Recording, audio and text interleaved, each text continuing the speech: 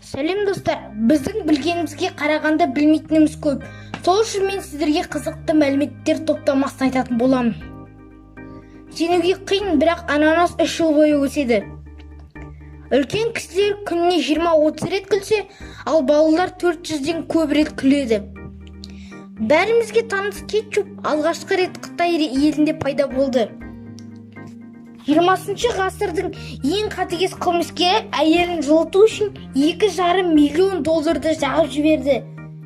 Менің айтқан сөзімнің 1 секундында алып Google компаниясы $615 тауып, WhatsApp'та 2000 хат келіп үлгерді. Пингвиндер бір-бірін қуанту үшін бір-біріне әдемі тастар сыйлауға тырысады. Пластиктің бірнеше түрлері болады. Біріншісі PET. Егер бұл белгіні пластикалық бөтелкенің астынан көрсеңіз, оны бір рет қана қолдануға болады. Ал егер оны бірнеше рет қолдансаңыз, ағзаңызға химиялық элементтер түседі.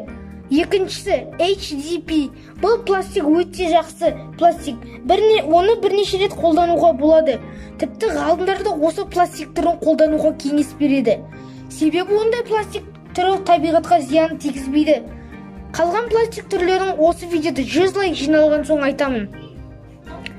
Адамның жүрегі орта есеппен барлық өмірінде 2,5 миллиард рет соғады. Пияз кескен кезде оның шырыны мен өткір иісі көзге тиеді. Сол үшін пияз аршыған кезде көзіміз ашиды.